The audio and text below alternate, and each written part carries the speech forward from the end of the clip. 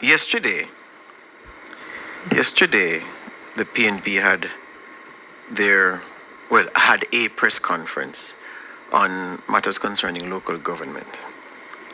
And we asked one of our reporters to attend. We had some questions we believe were necessary to be answered, because those answers, we believe, would give Jamaicans a broader perspective of the PNP's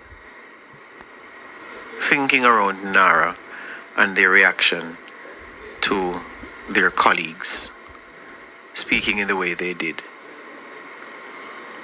Predictably, the answers to the questions deviated. The response to the questions deviated and devolved into the attack on Nationwide that is commonplace. I think it's necessary to share with you a few of the questions that we felt would have assisted the public with understanding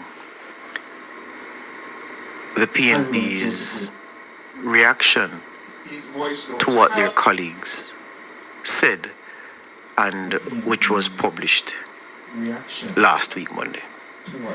Some of the questions that we had for the PNP.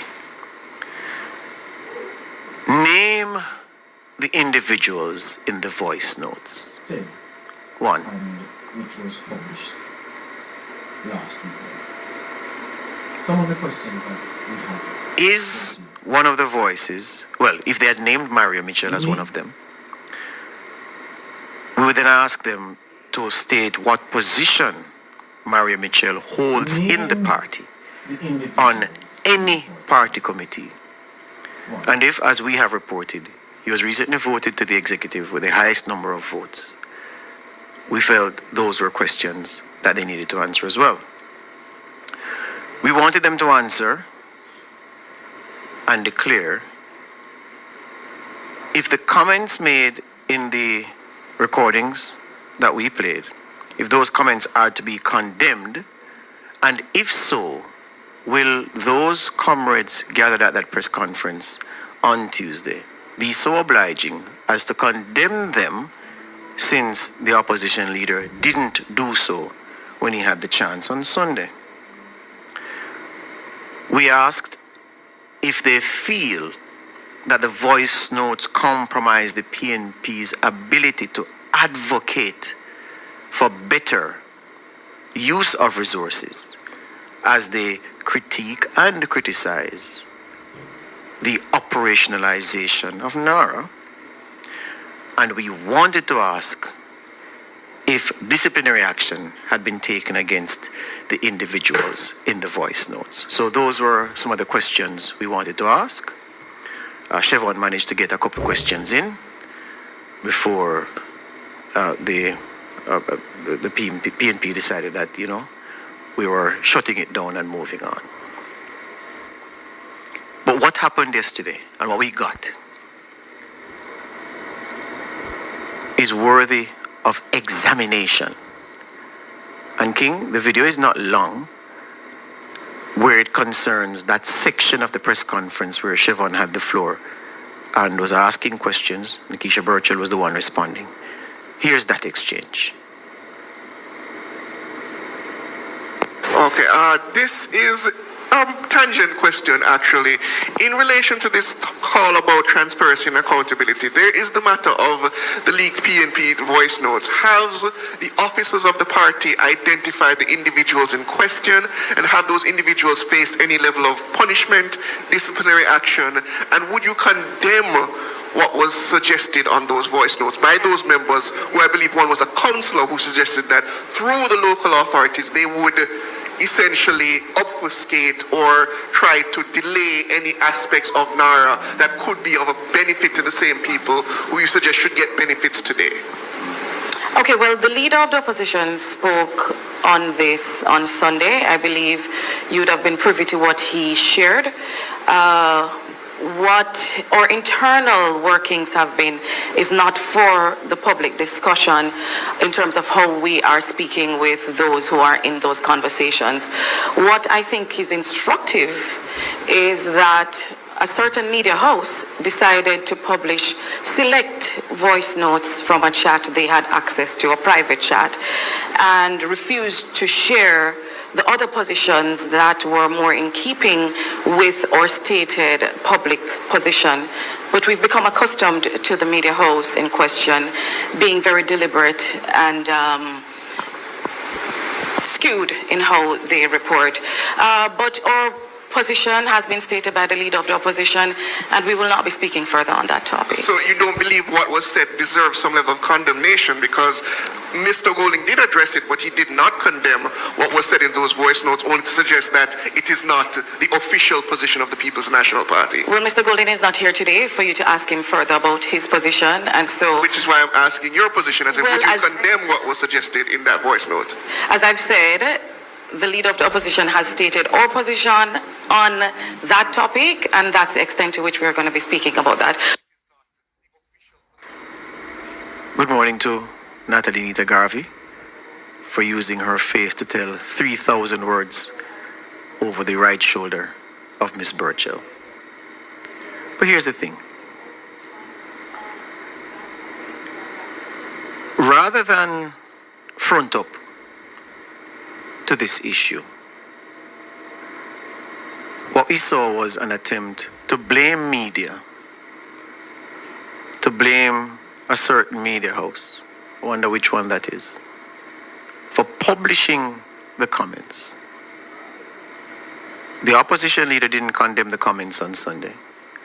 Those gathered yesterday, including the one who commanded the floor, Ms. Burchell, did not condemn the comments, did not try to condemn the comments. But a fire was set, a fire was lit, and a certain media house was held over the fire for roasting. So the important thing for the PNP in this moment is to point out we have been victimized as PNP because these messages containing the authentic voices of officers of the party speaking the way they did, talking about besmirching the character of a gentleman, talking about delaying and employing delay tactics for something as important as NARA. That's not the injury, that's not the evil. That's not the fly in the ointment. The fly in the ointment is the media house who got hold of those voice notes and which chose to share them with the public. And she went further. She said we had access to their private WhatsApp chat. Yesterday at production meeting, we looked around in the newsroom and said, oh, which of you among us is the question I asked, has that access? And there was incredulity as people looked around and said, what? Mm-hmm. In the moment, people forget how media works. From the time media began, centuries ago, people have been getting information from people connected to a movement, connected to a group, who may disapprove of what the group is saying or doing and wants the public to know. And they share such information with media they trust to handle the information properly, because you could get something like this and mishandle it. And that's what happened. So the claim that the radio station, and it's us of course, had access to their private WhatsApp chat as if we infiltrated it, clearly that's balderdash. What is also balderdash-esque is the claim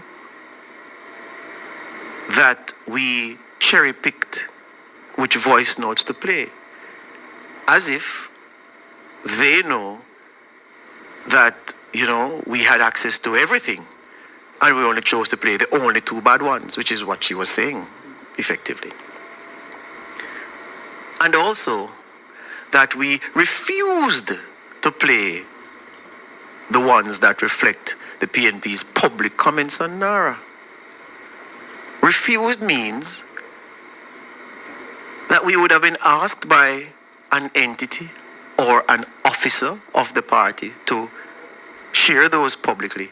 And we said, no, we're not. Nobody has asked us to do that, and they couldn't ask us because we don't have any more. We played what we had.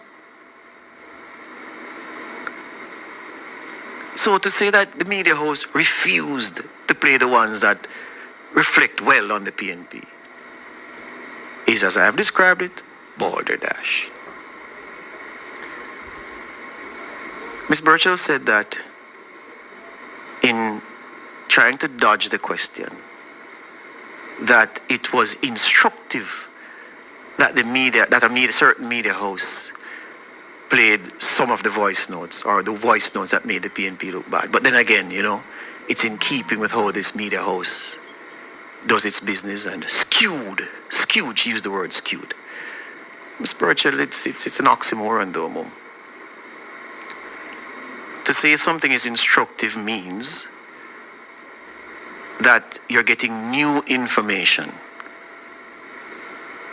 or you're getting confirmation of facts. So how can it be instructive that the media house did this, yet you say, yeah, but this is in keeping with how the media house does things? No, that's oxymoronic. It doesn't make sense. Then you say we skewed. So listen to the charges, The questions were, are you going to condemn? Do you think you need to seek to assure the Jamaican people that you're not saboteurs? Those questions were dodged, and instead we got a slightly bellicose response, attacking the media house that published the stories. The energy was misdirected. The opportunity was wasted. And when you say we skewed the thing, it suggests that in that conversation of bonhomie and love for the country that was being had in that WhatsApp group, and we picked only those ones and we published them. Well, all right, Ms. Burchell, here's what you do. Publish the full thing. You have it. You have the messages. You have more voice notes.